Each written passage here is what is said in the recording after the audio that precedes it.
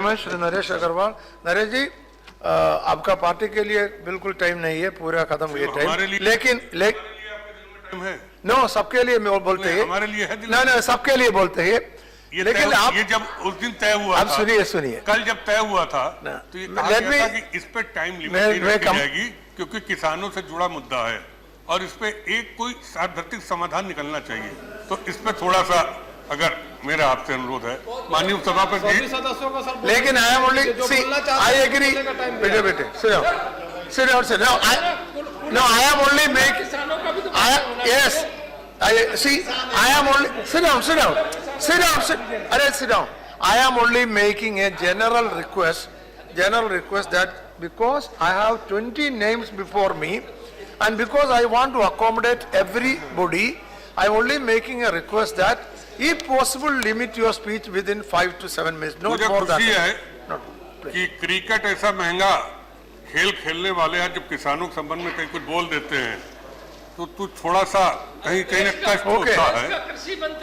Anyhow, at 5 I will ring a bell, at 7 minutes second bill and then माननीय सभापति जी, okay. इस मामले पर मुझे एक अनुरोध करना है आपसे।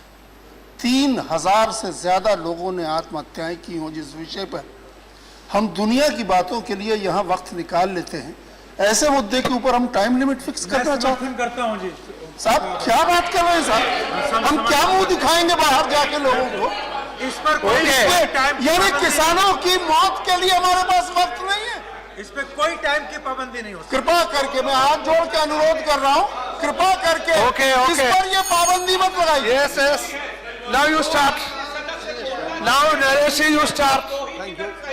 वो माननीय सदस्य बोलना नरेश जी, you start. 2 मिनट भी प्लीज सबको मौका दीजिए। माननीय सभापति जी,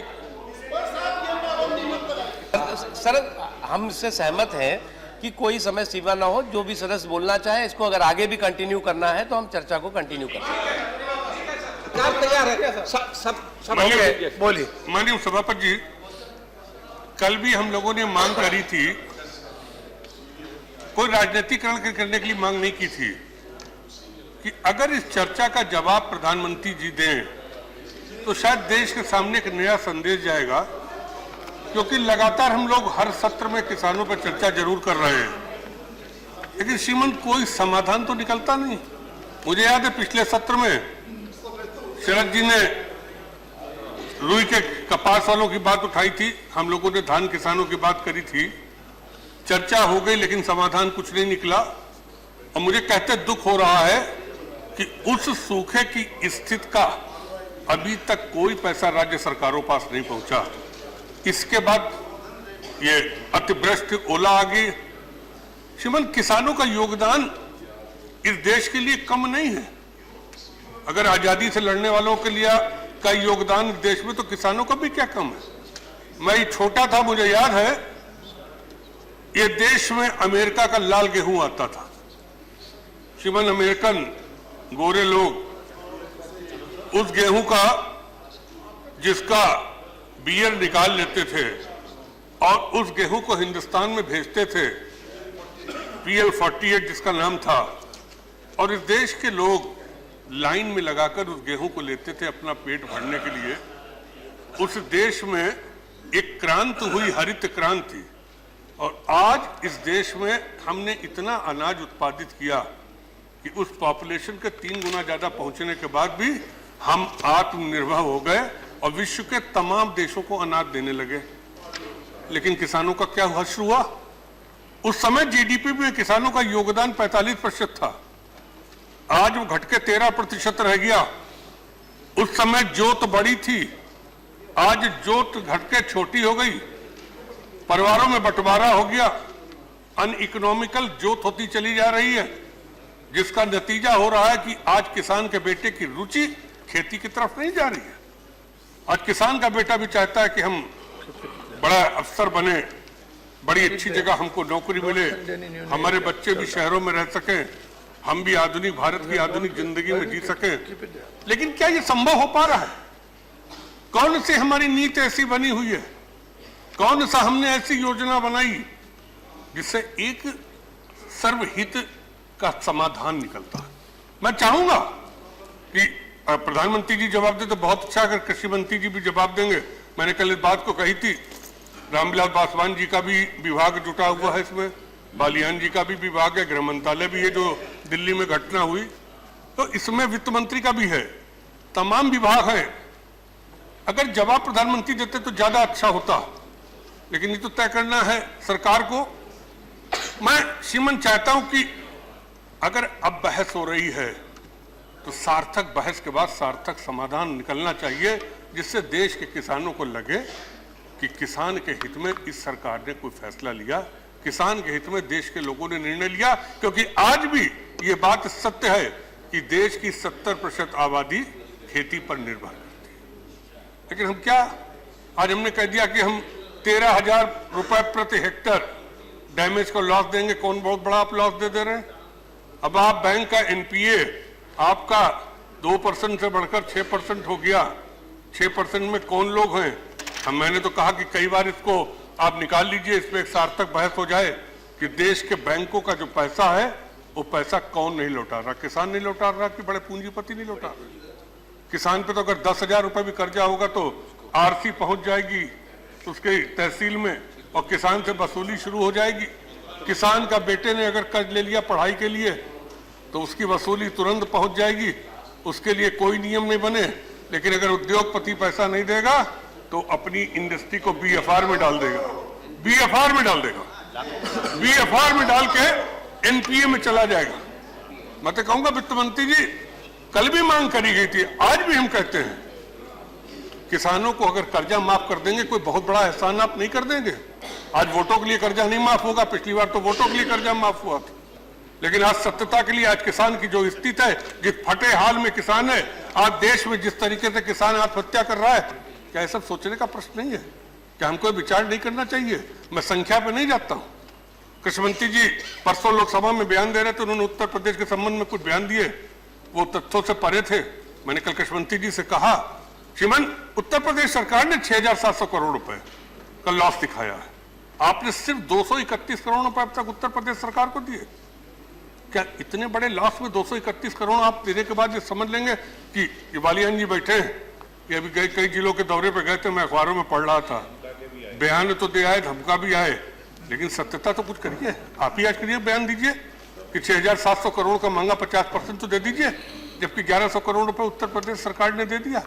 शिवन देश की उत्तर प्रदेश की पहली ऐसी सरकार ने जहां किसानों ने आत्महत्या की तो उनको 7 लाख रुपया उनके परिवार को राहत के लिए दिया। एकदम मैं 7 लाख नहीं मानता हूं कि किसान के परिवार के लिए, इस देश में किसान की कीमत रुपयों में नहीं होनी चाहिए, इस देश में किसान की कीमत इंसानियत के नाम पर होनी चाहिए। लेकिन उत्तर प्रदेश सरकार ने 7 लाख रुपए दिए। हम लोगों ने तो मुख्यमंत्री जी से यह भी मांग करी है कि मुख्यमंत्री जी अगर कोई भी किसान मर गया है अपनी मौत के अलावा तो उसको अपनी डिस्क्रिशनरी फंड से 5 लाख रुपए दे दीजिए।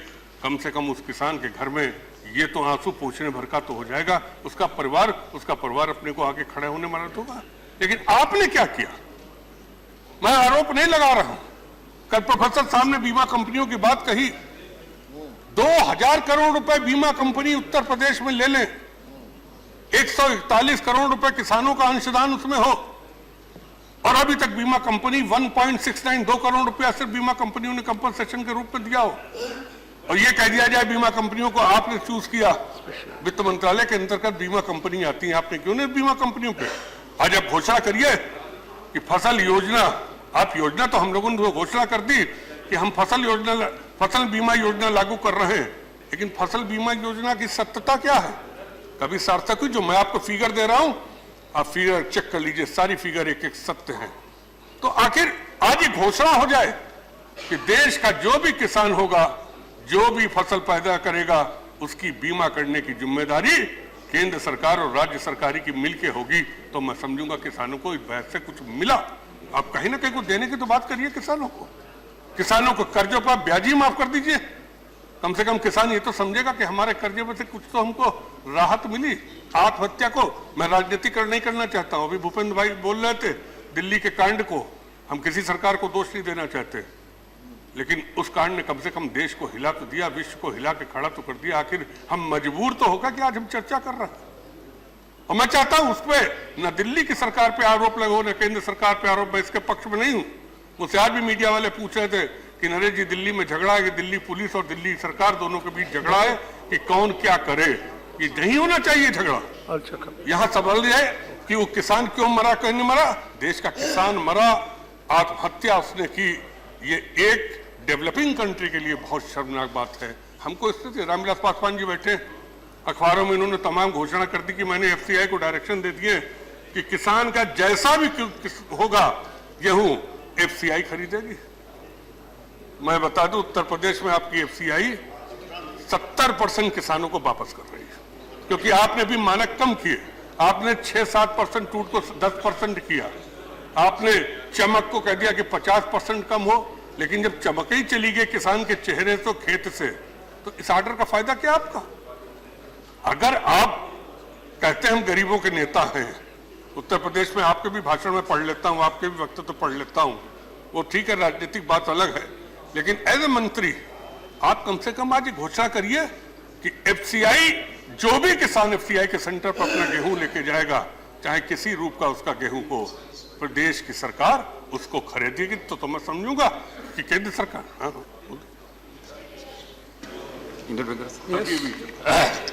सर मैं फिर कहना चाहता हूँ, बाद में देना चाहिए, सही बात है। बाद में देना चाहिए। यस, बोलिए बोलिए। नरेश जी आपने यील्ड कर दिया। अगर वो बोलना चाहते तो एंड नहीं हुआ है, अभी तो वो कुछ बात बोलना चाहते। मैंने आप जैसा कहिए, अभी कहिए तो हम अभी उसको क्लैरिफिकेशन दे दें, बाद में कहिए तो बाद में दे देंगे, हमको कोई आपत्ति नहीं है। बाद में ज्यादा अच्छा रहेगा। अभी आप सुनना चाहते हैं कि आप भी बोलेंगे तो ज्यादा। नहीं, हमने तो कहा कि ये तो चेयर पे है, चेयर जैसा। If you are yielding, you can say, are you yielding? Yielding, what do you mean by yielding? छोड़ा नहीं थोड़ा मंत्री है, जरा यील्ड कीजिए। मंत्री महोदय बोलिए। मैं ये नहीं कर रहा हूँ, जवाब बाद में दे दे। माननीय पासवान साहब, शरद जी जब कृषि मंत्री थे, उन्होंने पीपीपी के नाम से एफसीआई में एक योजना चलाई कि पब्लिक प्राइवेट पार्टनरशिप के नाम पर योजना चलाई है। और चूंकि देश में गोदामों की कमी है, तो उन गोदामों को कैसे देश में पूरा हो जिससे अनाज रखा जा सके, एक योजना बनी। आपने योजना को सार्वजनिक किया। सिर्फ इतना बता दीजिए इस योजना में कितना प्रतिशत योगदान आया। श्रीमान 10% योगदान नहीं आया। आज एफसीआई और सेंट्रल वेयर हाउसिंग कॉर्पोरेशन दोनों की जो स्थिति है, वो शायद उससे शर्मनाक क्या स्थिति होगी। आपको परिवर्तन करिए पूरा का पूरा। कौन कहता है जितना बड़ा करप्शन एफसीआई और सीडब्ल्यूसी में है, उससे बड़ा करप्शन कहां होगा। मैं समझूंगा पासवान साहब इतना बड़ा मैंडेट मिला है, तो एक कोई ऐसा आप भी निर्णय लीजिए, क्योंकि निर्णय लेने में घबराने की क्या जरूरत है। आप तो बहुत विद्वान और बहादुर मंत्री हैं। एक ऐसा निर्णय लीजिए और एफसीआई की गोदामों की कमी को आप दूर करिए। आप अपनी पॉलिसी को बदलिए। अगर आपने पॉलिसी को नहीं बदला तो देश में आपके पास गेहूं, चावल और किसान की और उत्पादन खरीदने का स्थान नहीं रहेगा। चलिए शिवन, आपका अभी तो बहुत चीज है, बीज है, स्टार है, Okay. पूरा बोला नहीं। Yes, take 2-3 minutes. माननीय सभापति जी, 2-3 minutes more you can take. मैं सरकार से ये भी चाहूंगा कि आज सरकार ये स्पष्ट कर दे कि किसानों के बीज, खाद, किसानों को मिलने वाला पानी, उत्तर प्रदेश ने तो किसान का पानी मुफ्त कर दिया।